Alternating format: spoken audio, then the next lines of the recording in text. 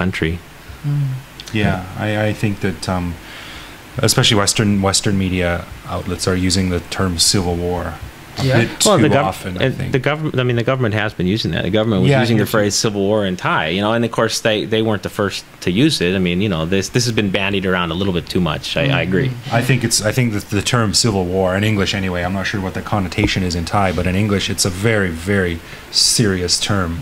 You don't think it goes to that extreme? Well, by the definition of civil war, I think people underestimate what it takes to start and maintain a civil war. I mean, in terms of money, resources, people, communication, and just infrastructure, pure division of society, which we're not there yet. Even though they're very, very deep. I think it's not necessarily backed up with the desire to violently overcome the other side. So I think these are definitely these are extremely bad riots. I mean, there's some terrible crimes that were committed during these days. Yeah. But I mean, I agree. The phrase "civil war" has always just been kind of like all along. It's been a term of threat on one side. They're threatening civil war, and the other side is using the phrase "civil war" to kind of validate measures they're taking. And so it's both sides are using it sort of to their advantage, and I kind of think it's misapplied all around. Generally, civil wars consist of like armies of hundreds of thousands versus armies of hundreds of thousands, and I just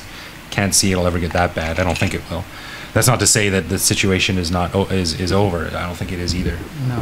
I think there's a lot of resentment, and the red shirts lost. That's the long and short of it, and they're still they're not happy about that. No one likes to lose.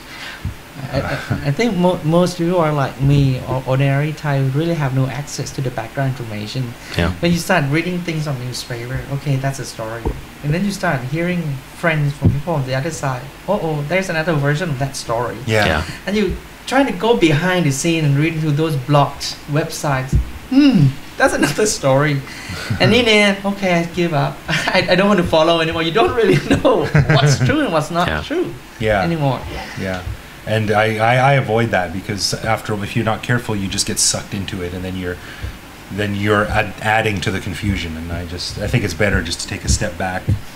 And I'm a little more prone to getting sucked in. Yeah, from your traders, I can tell. Yeah. I just prefer to take a step back and just sort of skim the top layer of things. Yeah, I mean, not make judgment either way until again, you've got a whole range of opinions about, both among Thais and among the foreigner community, the expat community, about what kind of opinions people like, Greg and myself should or can have. There are both foreigners and Thais who say, foreigners don't get to have opinions on this because this isn't their business.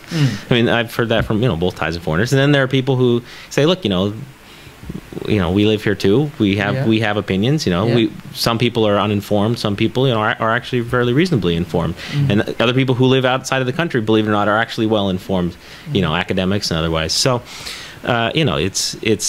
you're never going to come to a consensus on the facts for all parties, of course. Because everyone will continue to have their opinions. But not only that, but I don't know. You run into some resistance even over the very idea that we can have opinions. So, while trying not to be too opinionated and too overbearing, I don't know. I like to participate, so maybe that's why I get sucked in. I'm Canadian. Whereas Greg's Canadian, that's all you need to say. Canadians just like to sit in the back of the room and watch things happen. We just shut up and sit in the back. Since you touched on the foreigners and non-Thai issues, when people start picking up who got to say what, that reminded me of the CNN. There were two incidents about CNN that has been talk of the town in Thailand. The first one was I think with the coverage of a reporter about incident there. And are we naming names here or no? We can. I just don't. I didn't see it. Yeah, I mean, a lot of people might not know that there was a big backlash against CNN and specifically Dan Rivers, and I'm not going to get into that. Rivers. But Dan Rivers has been in the area for a long time. At least I've seen his coverage, and I don't know the guy, and I've never met him, and don't have any particular reason to defend him specifically. But there was a fairly eloquent English letter written by a Thai lady, and It was a very good letter. It was very powerful. It was persuasive. and I wasn't persuaded by it, but yeah, she was condemning CNN for their biased coverage. So this provoked a strong reaction, and I think you're going to have among those people who've never actually watched CNN, and people who watch it a lot and probably legitimately have a beef with it and everything.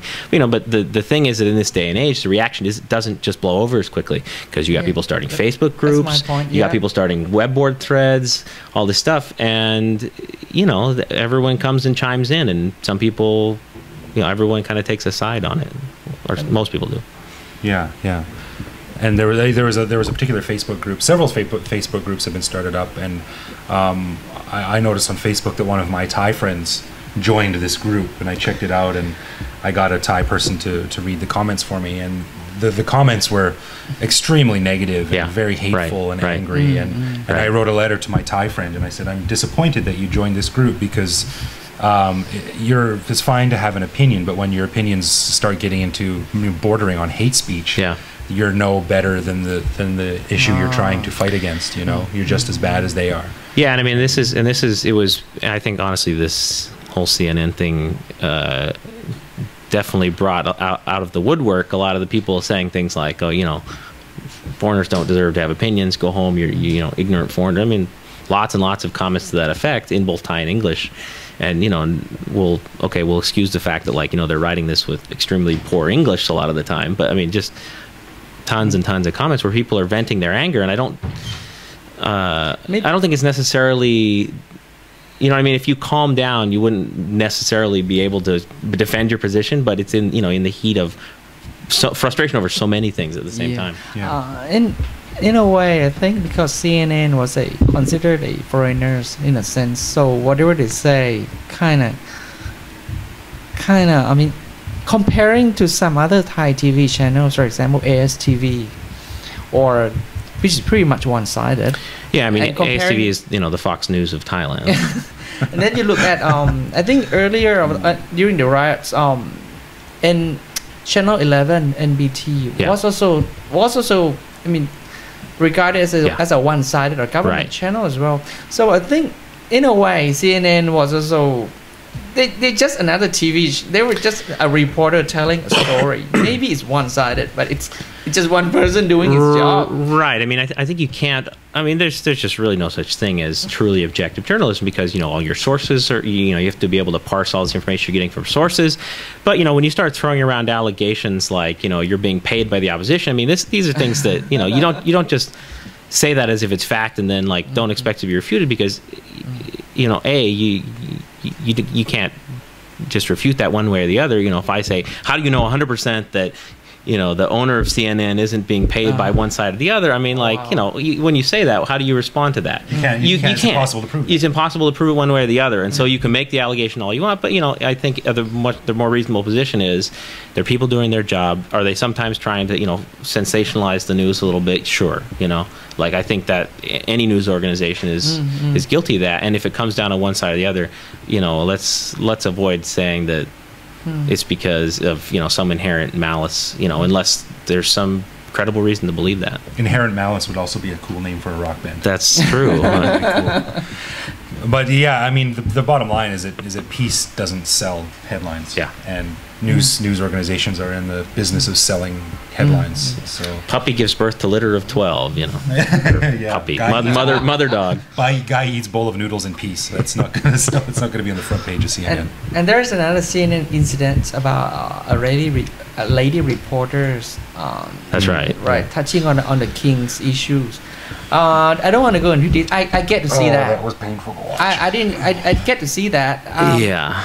I would say that's from really a foreigners who they're just giving her opinion. She probably doesn't know much of the country, and she just say what she thought it would be. Yeah, I mean, here's my take on that. I mean, she's one of these talking heads where they have to talk constantly. They're filling time. Yeah. So she's opining on something she doesn't know anything about. She and the other person, the Rikker, whatever person's name was on the show, they couldn't even identify the king in the video. They're asking which one is he again? That's right, clearly they're talking about things they know not, and whether you whether